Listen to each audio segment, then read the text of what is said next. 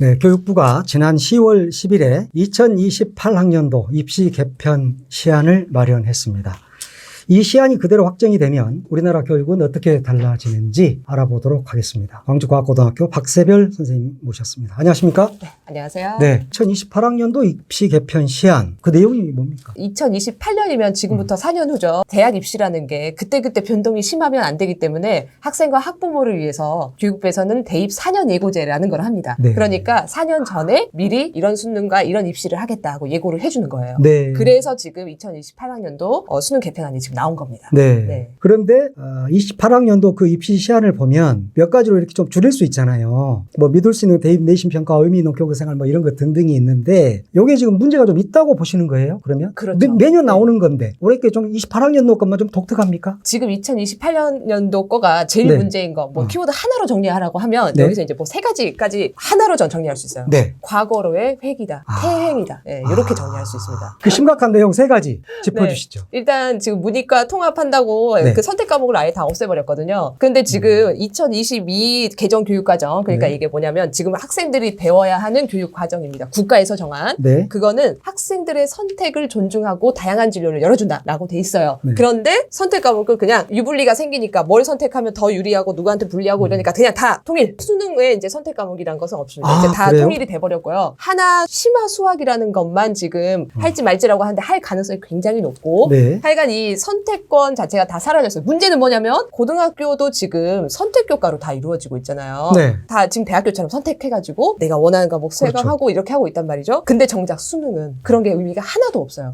그러니까 학교에서 배우는 거하고 수능하고 지금 불일치가 일어나고 있는 거죠. 수능이 파워가 있으니까 학교가 어떻게 돌아가겠어요? 수능에 맞춰가지고 편법으로 돌아갈 수밖에 없다. 이게 이제 불일치가 첫 번째 문제고요. 네. 두 번째는 불일치하는 과정에서 사교육이 굉장히 강화될 거라고. 그러니까 사교육에 힘을 실어주는 거라고 저는 생각하거든요. 네. 사교육 카락터를 없애겠다라고 했지만은 현재 수능 개편안은 사교육이 활활 아주 그냥 불타오른, 이렇게 표현해도 될지 모르겠지만 수학으로 불타오르겠구나. 아. 네, 수학이 아, 참 잘 되겠구나. 네. 이런 생각을 하게 됩니다. 사교육을 네. 조장하는 그런 방향으로 돼버렸다. 좀 학교 생활 안 되죠. 사교육 네. 지금 두 번째 됐죠. 그다음에 세 번째로 위대 정원하고 이제 연관이 될 수밖에 없는데요. 문이과 통합형 수능이 됐어요. 그러면 어떻게 될까요? 지금도 문과가 좋지 않은 상황이잖아요. 그런데 더 심화될 거다. 그래서 문과의 그 어려움이 더 심화될 거고 학부의 다양성이 잘 안 될 것 같다. 이런 생각이 듭니다. 이주호 장관이 MB 때 교육부 장관 한 사람이에요. 네. MB 때로 얘기야 이게 보니까. 그러니까 저는 좀 이상하게 이주호 장관 취임 초기 때 분명히 그랬어요. 네. 수능의 힘을 약화시키겠다. 네. 나는 수능이 없어져야 되는 사람이라고 생각한다. 뭐 그렇게까지 이야기했단 말이에요. 네. 그런데 막상 지금 본인이 장관 재임 시절에 갖고 온 이 2028 개편안을 보면 수능의 힘을 엄청나게 실어주고 있어요. 이거는 학교 수업은 학교 내신은 이제 그다지 중요하지 않아요. 네. 학교 내신의 힘이 약해지고 수능이 엄청 강해졌어요. 그래서 완전 이거 반대로 가고 있는 거 아닌가. 누군가가 시키는 사람이 따로 있나요? 그러게요. 일단 뭐 고교 학점제가 무력화된다 이렇게 네. 보시는 거죠. 물론 고교 학점제에 대해서 교사들은 할 말이 많습니다. 네, 이게 네. 준비가 안 된 상태에서 지난 정권에서 막 해가지고 선생님들 굉장히 힘든데 그것과는 별도로 네. 고교 학점제 취지 자체에 반대한 건 아니었어요, 선생님들이. 음. 왜냐면은 고교 학점제 준비가 안 됐다는 거지. 애들이 선택하고 자기 진로 찾아가는 거 반대할 사람 없잖아요. 네. 그런데 그 취지 자체가 지금 이 수능 개편안으로 무력화돼 버렸다. 아. 왜냐하면요, 선택하는 의미가 없어요. 수능에서 다 보는데 네. 굳이 뭐 선택 교과 시간에 내가 이걸 좋아하고 저걸 좋아, 이제 의미가 없어집니다. 제도를 바꾼다는 것은 쇄신하는 것이고 혁신하고 앞으로 나아가는 네. 제도가 나와야 되는 거잖아요. 그런데 지금 이 제도를 내놓는 것을 보면 박세배 선생님 처음에 말씀하셨던 대로 정말 과거로 회귀, 네. 타임머신 타고 지금 뒤로 가고 있는 것 같은 느낌이 자꾸 들거든요. 그래서 공정한 수능을 만들겠다. 이제 공정에 굉장히 키워드가 꽂혀 있어요, 지금. 정말 제가 강조하고 싶은 거는 네. 수능이 공정하냐에 대해서 우리가 진짜 생각을 해봐야 돼요. 네. 이거는 팩트로 나와 있습니다. 수능이 공정하냐 아니에요. 수능을 여태까지 잘 본 집단은 고소득, 강남이었어요. 이거는 데이터예요, 데이터. 그렇기 때문에 수능이 공정하자. 그러니까 공정한 수능을 만들어가지고 줄을 잘 세우자. 네. 이거 자체 전제가 틀린 거예요. 어. 근데 공정한 수능을 만들기 위해서 선택 과목 다 없애버리고 이제 내신 원래 9등급으로 나뉘거든요. 네네, 9등급. 이거를 5등급으로 이제 줄입니다. 네. 이건 내신을 더 약화시키는 거예요. 그럼 대학교 입장에서는 예전에 1등급이었던 게 지금 엄청 많은 수가 1등급이 된 거죠. 네. 그러면 내신은 그다지 변별력이 없는 거네? 네. 라고 생각하는 거예요. 왜냐하면 기존에 4%, 그러니까 100명이 있으면 4명만 1등급입니다. 네. 그런데 그런데 지금은 이제 이대로 되면 10명이 1등급이에요. 변별력이 없어진다는 이야기네요. 라고 이제 그렇게 이제 대학교에서 판단하겠죠. 네, 그러면 수능은 몇 등급이냐 이제 물어봐야 되잖아요. 수능은 기존 9등급 그대로 유지. 그대로. 그러면 대학교에서 판단하기에 또 입시 기관에서 다 보기에 내신이 변별력이 있냐, 수능이 변별력이 있냐, 어디에 더 가중치를 많이 줄까? 그럼 수능에다 가중치를 주는 거죠. 그러겠죠. 수능의 힘이 커지는 게 이런 얘기예요. 아, 그리고 두 번째, 100명 중에 4명만 1등급이었어요. 그래서 내가 진짜 막 의대를 가고 싶다 그러면은 100명 중에 4명 안에 드는 게 목표입니다. 예를 들어. 네. 바람직한 현상은 아니지만. 네. 자, 그런데 이제 10명 안에만 들면 돼요. 그러면 학교 안에서 그 1등급만 확보가 되면 그 다음 무슨 공부할까요? 이제 수능만 수능 하면 공부하죠. 왜냐하면 문이 거기는 더 좁거든요. 그렇죠. 그러니까 학교 교육이 이제 수능 문제 풀이로 가는 거예요. 그래서 수능의 힘이 강해졌다는 게 이 말입니다. 아. 그리고 세 번째, 공부 엄청 잘하는 학교가 네. 있어요. 자사고, 네, 자사고. 특목고. 네. 기존의 이 학교에서 수능 내신 1등급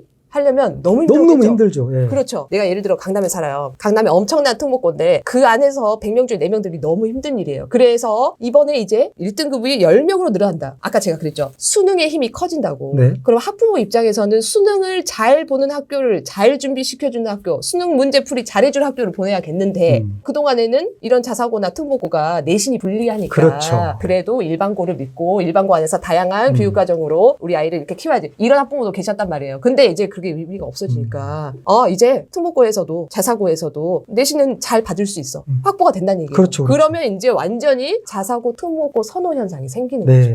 사교육은 빠릅니다. 네. 여론조사를 했거든요. 그렇죠. 귀하의 자녀를 어느 학교에 보내겠습니까? 70% 이상이 그럼 난 자사고에, 특목고에 보내겠다. 네. 그 전에는 일반고에 가도 다양한 교육과정이 있고 거기서 내신을 확보할 수 있었으니까 보내려고 했는데 수능이 강해진다면 난 그럼 굳이 그 학교를 선호할 필요가 없다. 그리고 1등급이 그렇죠. 폭이 넓어졌으니까. 그렇죠. 그래서 이게 그 연쇄 효과가 있다는 거예요. 와, 이게 그러면 네. 저는 이제 계속 들으면서 정말 네. 너무 뒤로 자꾸 가고 있다. 네. 새롭게 다 바꿔놨고 좋게 제도를 만들어놨는데 다시 뒤로 가고 있다. 네. 교육 현장에서 그걸 바로 느끼십니까? 그렇죠. 저는 이제 바로 수능 문제풀이 반으로 네, 갈 수밖에 네. 없다. 그리고 네. 제가 아까 또 수학 이야기, 그 얘기는 또 뭐냐 하면 선택 과목을 다 없앴잖아요. 네. 근데 예외로 둔 게 하나 있습니다. 네. 그게 수학이에요. 심화 수학이라고 그거 하나만은 살려두겠다라고 했어요. 그러니까 그거는 뭐 이공계 공대라든지 이제 취지는 그렇습니다. 미적분이 꼭 필요한 그런 학교들은 심화 수학을 응시하게 하겠다. 이런 거거든요. 그럼 의대나 상위권 대학교들은 심화 수학을 설정을 하겠죠. 나머지 과목들은 다 모두가 선택하는 그렇죠. 과목이에요. 네. 그럼 내가 공부를 좀 했다. 어디에 집중해야 될까요? 아니 이제 그 심화 수학으로 가야죠. 그렇죠. 그거를 내가 확보하느냐가 의대 갈 수 있냐, 네. 또는 상위권 대학 갈 수 있냐. 지금 영어 조기 교육 한다고 하잖아요. 네. 저는 아마 이거 이대로 가면 수학 조기 교육 생기지 않을까. 네. 네, 이런 생각이 듭니다. 정말 저는 네. 빨리 태어나길 잘했네요.